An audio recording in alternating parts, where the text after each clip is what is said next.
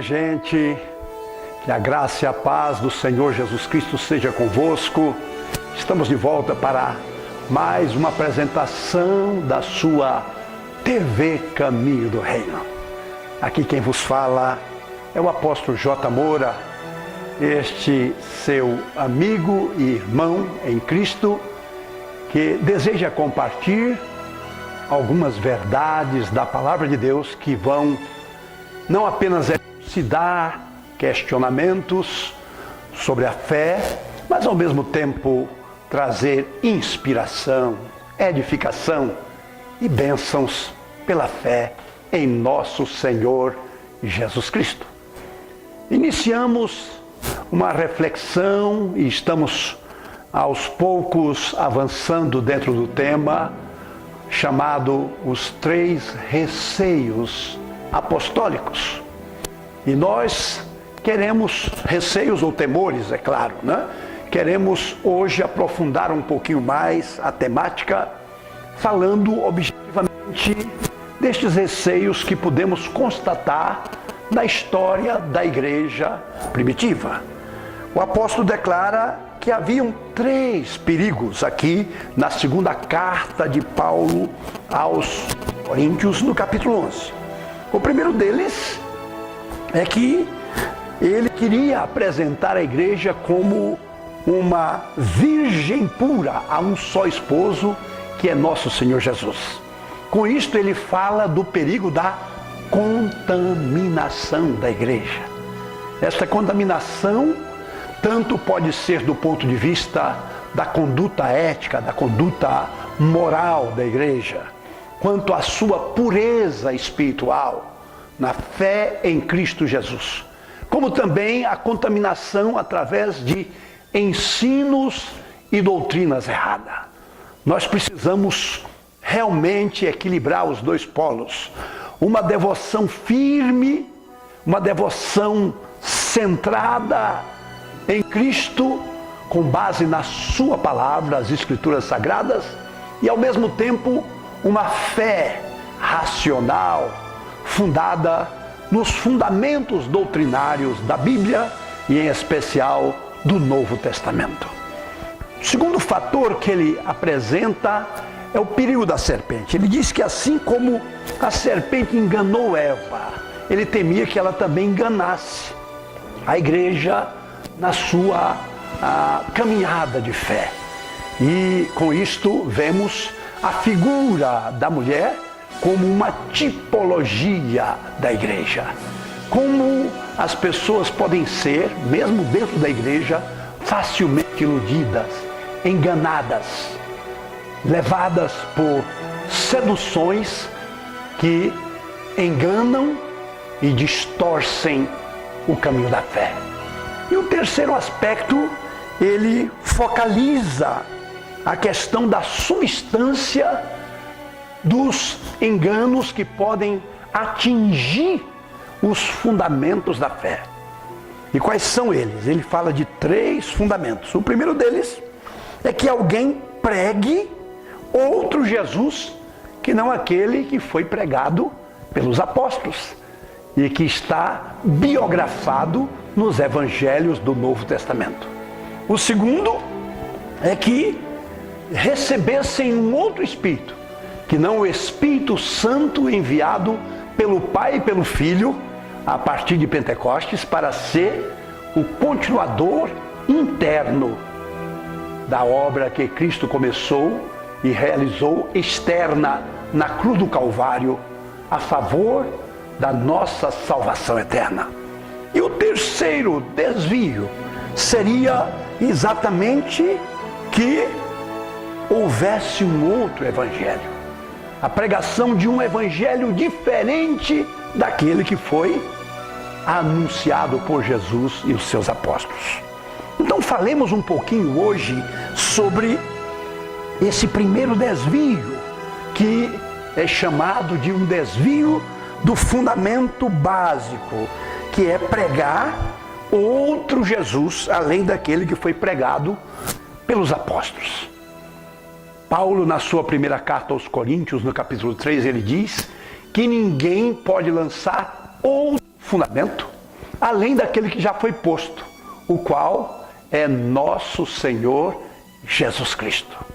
Certa ocasião, Jesus estava à beira do caminho com os seus discípulos e ele para e pergunta: quem dizem os homens que eu sou?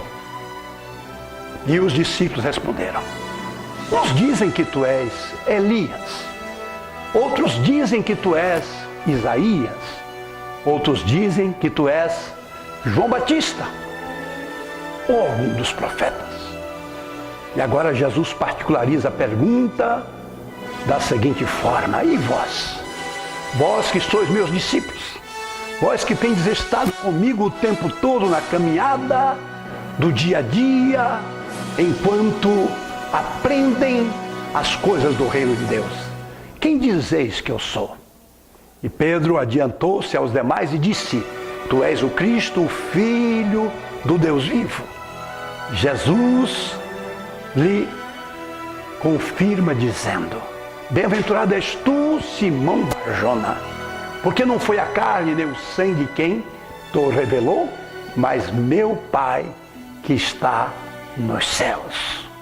Então aqui está um fundamento que não pode ser alterado, que não pode ser mudado.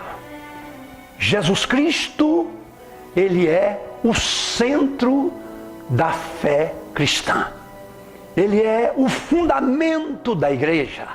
Ele é a razão de ser da própria fé cristã. Ele é o liame que nos religa com o Pai. Ele é o sacrifício vivo que foi apresentado a Deus pelos nossos pecados.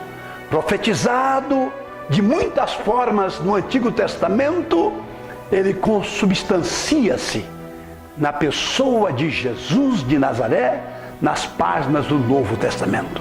É por isso que o apóstolo São Paulo, na carta aos Gálatas, ele declara dizendo que na plenitude dos tempos, Deus enviou o seu Filho, nascido de mulher, nascido sob a lei, para resgatar os que estavam debaixo da lei. Que coisa maravilhosa pensarmos que, por mais que os homens tentem elaborar postulados acerca da pessoa de Jesus, por mais que o interpretem à sua imagem e semelhança, ou que tentem equipará-lo com outros personagens, inclusive fundadores de religiões, Jesus continua sendo aquele que brilha como a estrela da manhã. No meio das nossas trevas, ele ilumina as nossas ignorâncias e nos traz o pleno conhecimento revelado daquele que é o Deus Emanuel. Emanuel, que é Deus conosco. Louvado seja o nome do Senhor. O escritor de Hebreus, no capítulo 1 do seu livro, diz que, havendo Deus falado antigamente de muitas maneiras aos pais pelos profetas, nestes últimos dias nos falou através do seu Filho, do Filho do seu amor, a quem constituiu sobre todas as coisas. E ele é chamado de o Deus bendito eternamente por Paulo, numa das cartas a Timóteo.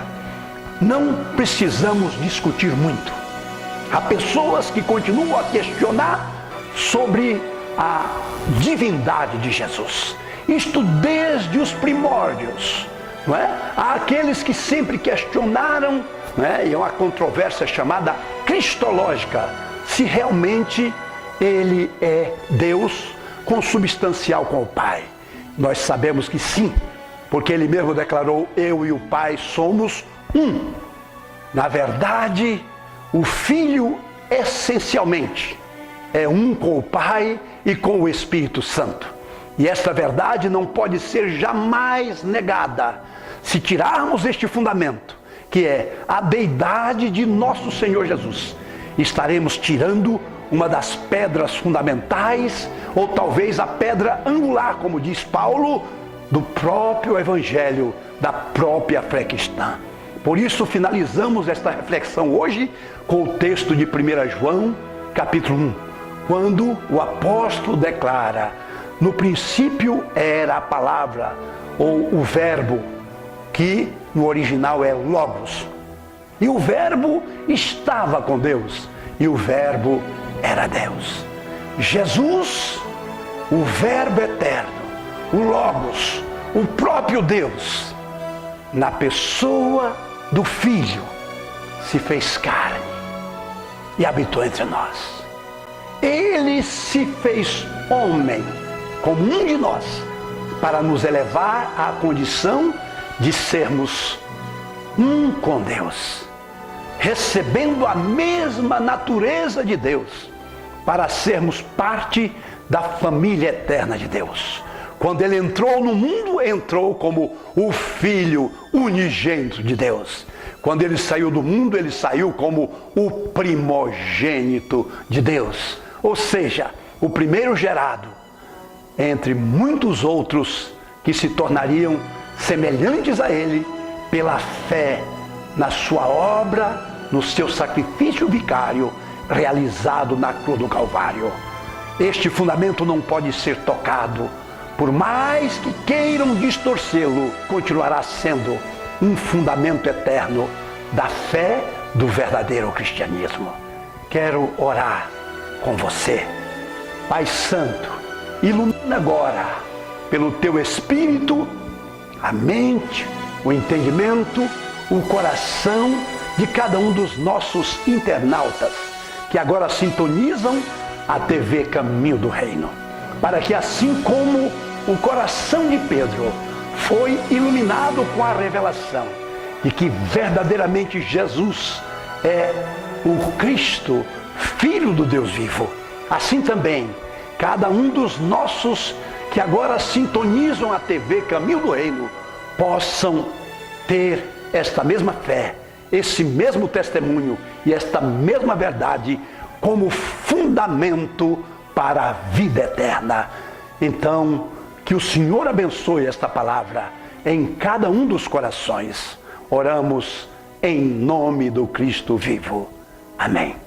Até a próxima, com a graça de Deus.